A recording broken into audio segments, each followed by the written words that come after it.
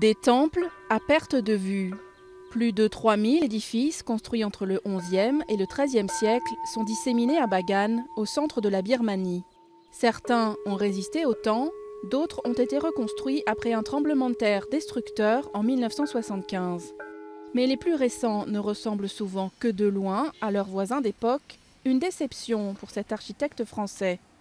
À la demande de l'UNESCO, il avait travaillé sur le site après le séisme. Il y est retourné l'an dernier pour la première fois en 20 ans.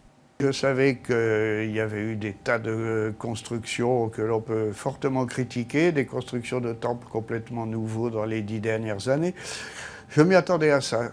Et finalement, ce qui m'a le plus surpris, c'est de voir le nombre d'arbres qui ont été plantés partout dans le paysage et qui, à mon avis, ne correspondent pas au caractère de ce paysage historique. Au milieu des années 90, la junte militaire alors au pouvoir avait expulsé les experts étrangers de Bagan et lancé des rénovations à grande échelle.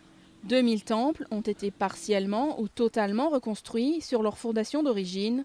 Le projet a été accusé de transformer ce site sacré en Disneyland et de ne pas suivre les plans dessinés il y a des siècles.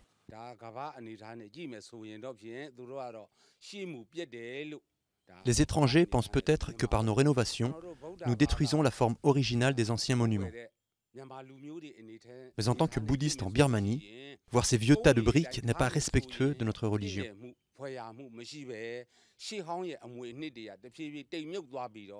Le gouvernement birman voudrait faire classer Bagan au patrimoine mondial de l'UNESCO. Une perspective qui fait peur aux historiens, inquiets de voir récompenser des travaux qu'ils jugent déplacés. L'UNESCO met, elle, en avant des conditions à remplir. Je ne pense pas que le défi soit de démontrer la valeur universelle, qui est évidente. Le défi sera une gestion efficace et adéquate et une protection du site dans le monde d'aujourd'hui, particulièrement au moment où la Birmanie s'ouvre et que de plus en plus de visiteurs arrivent. Au XIIe siècle, Bagan était l'une des plus grandes villes du monde. Le défi est désormais de préserver ce qu'il en reste en satisfaisant à la fois les historiens et les fidèles bouddhistes.